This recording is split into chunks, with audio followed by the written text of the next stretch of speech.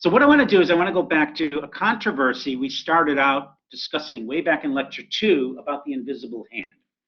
And you may recall that I showed you a couple of videos, and I'm not going to show you these again. I'm just going to, you can go back and listen to the full thing here.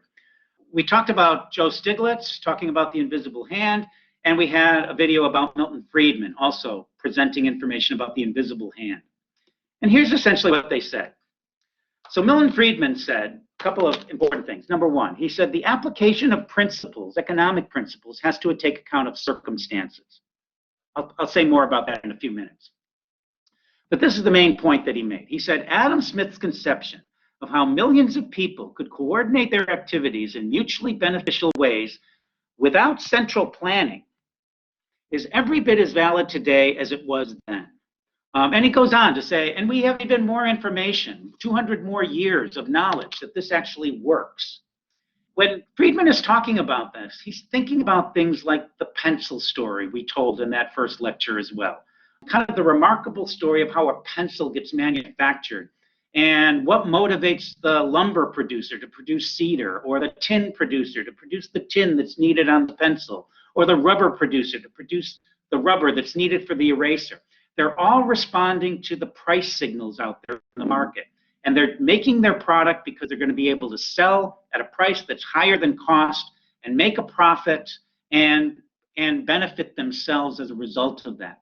And all of that happens without the government saying, you should do this, you should produce that, you should ship it to this firm over there, then you should make this product, sell it to these consumers over there. Nobody is directing this activity. It's happening in a free market. And most of the goods that we get in our hands today are actually following that particular conception of how goods are produced. Okay, so that's Friedman's notion of the invisible hand. Now, what does Stiglitz say? Stiglitz says the idea that unfettered markets, quote, always leads to efficient outcomes is wrong. Now, he says that is his definition of the invisible hand. What does he mean by that? He's basically saying that the perfect competition model that we're teaching you in this principles class, and we've talked about throughout the entire course, is not right. And we can't have unfettered markets where everybody goes out and does whatever they want, and we're going to somehow get efficient outcomes. He says no one thinks that greed on the part of the bankers was good. He says the invisible hand is invisible because it's not there. Okay, again, these two ideas seem directly contradictory to each other, but let's look just a little bit deeper. Resolving the controversy between Stiglitz and Friedman on this issue means recognizing that they're applying different definitions of the invisible hand. Okay, Friedman's is much more general and traditional because it's focusing on, again, the remarkable truth that so many goods and services are available to us because profit-seeking firms are satisfying consumer demands.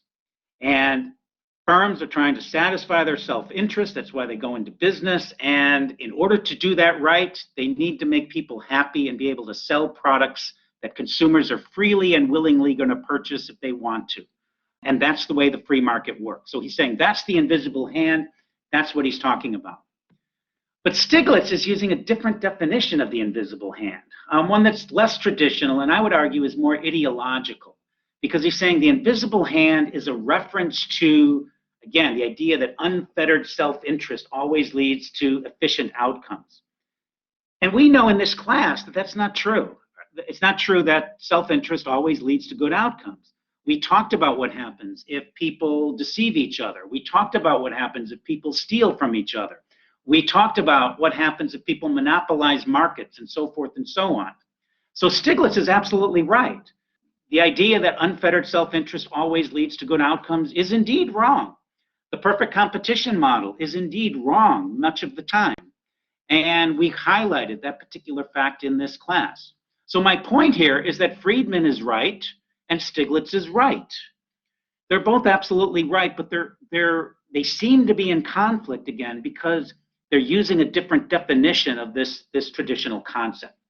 Now, is one definition right and the other wrong? Well, not necessarily. I mean, we use terms all the time. Sometimes the meaning of terms changes over time, but it does indicate that as an individual consumer of information, and that means you and me, we need to listen carefully to what people are saying, and we need to dig deeper into the terms they're using, because a lot of times conflict takes place and discrepancies and differences in opinion occur because two people might be using exactly the same term, but they have a different conception of what that term means.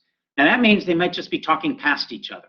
They're not really conflicting with each other. They're just saying different things. And that's exactly what I think is going on here. Now, in this course, we highlighted how self-interest in production based on comparative advantage can lead to good outcomes, but that there's only assured in the models when there are no market imperfections. In Friedman's terms, he says under certain circumstances. He says the circumstances matter. And when he says that, what he's really meaning is he's referring to that standard case of no imperfections, or when parties are following the rules of the game. What does he mean by that? He means engaging in open competition without deception and fraud. So Friedman, when he says, that the invisible hand works well, he also is very careful to say, but only under certain circumstances. And if the circumstances are different, then the conclusions we would reach is different as well. And Friedman knew all about market imperfections, and he knew about the problems of pollution, and he knew about deceptions and the violations of property rights, and all of the things we've talked about, Friedman was perfectly aware of. And those are the sort of other conditions that would lead to slightly different conclusions about whether the free market works well or not. Again, illustrating this a little bit stronger, Stiglitz refers to things like imperfect information in that talk before, okay, which is a type of, again, market imperfection. And when you introduce market imperfections, well, the markets don't function as efficiently as they did before. And so he's referring to things like that to argue that the standard perfect competition models are not true representations of the real world. So his argument that there's no invisible hand is really indicating that we shouldn't assume that unfettered self-interest, as has been taught in many economics departments, he says, is always the best. I agree with him 100%. We shouldn't, and that's a sort of a radical interpretation of the free market that is not maintained and held by a lot of folks who are much less radical on the right. Okay, and we ought to distinguish a little bit sometimes between the folks who would argue on the far right and those who would argue on the near right, because they believe in different things. Okay, he believes, Stiglitz, that the circumstances are different. And that's something, like I said, I think Friedman would agree with as well. Friedman would agree that sometimes markets don't work efficiently because of the market imperfections that are out there. So the point I'm making is that Stiglitz and Friedman are really a lot closer to each other in their opinions than it would seem from the remarks. And the only way to know that is to delve deeper and to learn more about economics like you're doing in this course. Now, next, role of government controversy. Now, Friedman, continue to use them as our characters in our story. Friedman differs from Stiglitz, though, in the following, and that is the faith in government to correct for market imperfections. Okay, and we talked about this. So we said government can actually come in and they can correct for a lot of these problems. Friedman would accept that government intervention in some circumstances, but worries that government is not very effective. Okay, so he doesn't trust government to do it effectively. We're going to talk a little bit more about that going forward. He believed, for example, Friedman, that the government's petitioned way too much by special interest groups. And it's just as likely to implement policies that cause distortions or make economic efficiency go down than to introduce policies that are going to correct for market imperfections. Okay, so that's his view. He's very distrustful, and this is true of the right in general in America. They're distrustful of government and worried that government just isn't going to get the job done. So maybe they can do it, but we haven't seen good evidence that the government does this effectively in the large sense. I refer you to a series that he put together back in the 1970s, right after he won the Nobel Prize, and he wrote a book called Free to Choose, which is very accessible to everybody, and he will tell you in that book why free markets work well and why government is a problem. And that is the right position, not the right, not the far right, but the right, and a way to get information on that. Now let's talk about Stiglitz's point of view.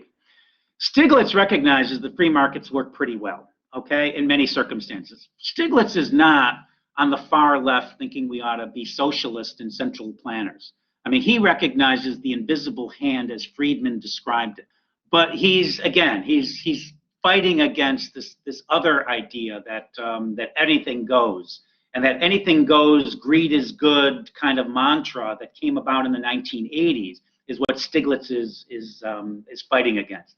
So he wouldn't support socialism, outright socialism with government ownership.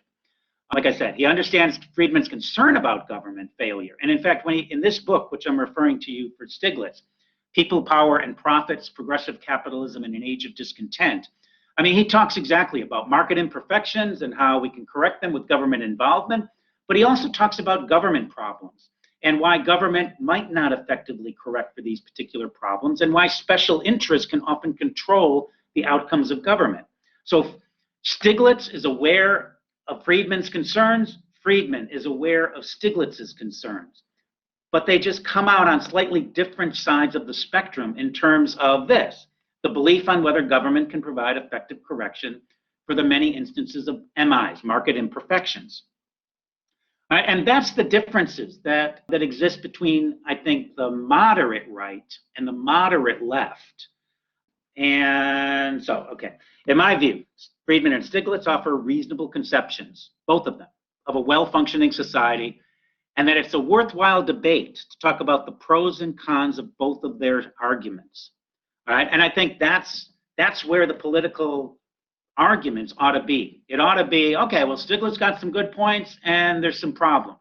Friedman has got some good points, but there's some problems. And that's where we ought to be arguing. However, I would suggest recent policy discussions seem to have been captured by the more radical right and the radical left. Anyone agreeing with Stiglitz these days would be labeled a socialist or communist, or, you know, what, you want to take our economy back to the dark ages or something. And anyone agreeing with Friedman, well, you know, he too is sort of villainized by the left and said, you know, he's an egotistical or it's antisocial, or they might refer to Ayn Rand and say, you know, oh, well, they're just trying to promote the views of Ayn Rand, where altruism is meant to be, you know, eliminated from society, and that can't be right. Another economist I want to point your attention to, Robert Shiller. Okay, so Shiller won the Nobel Prize in 2013, and his Nobel was mostly for his work in financial markets.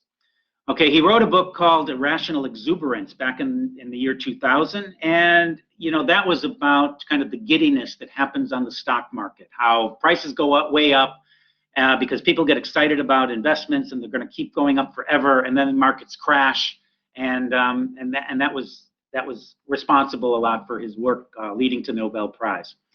More recently, last year, he wrote a book called Narrative Economics that I just want to point your attention to. And he talks about how economic narratives can go viral. Viral narratives are those that just get repeated over and over and over again until people just think, well, that's the truth. It doesn't have to be true, though. Economic narratives, you just have to kind of catch people in and keep saying them over and over again. And we're seeing that a lot in our political discussion today. So, for example, maximizing shareholder profit is evil. That's sort of a position on the left. Or the position that exports are always good and imports are always bad. I've heard uttered for the last 35 or 40 years, and it's out there. It's not what our models tell us. There's reasons to suggest it's not true, but it doesn't matter. The narrative is all that matters in terms of kind of creating opportunities for public policy changes out there. Now, in this, I just want to highlight the fact U.S. majority opinion is here in the middle, but the discussions, the conversation, the voices, I should say, are out here. And anytime somebody in the middle here says, well, maybe we should move a little bit in this direction, you know, the far right says socialist. And anytime somebody moves in this direction, it's like, oh, you're an uncaring, you know, self-interested capitalist. And, you know, it's like we can't have a productive conversation in the middle because it's the radical right and the radical left, which make up a very small proportion, I would say, of public opinion out there. They seem to be dominating the airwaves and the conversation these days. And that's a real problem that I don't have an immediate solution for.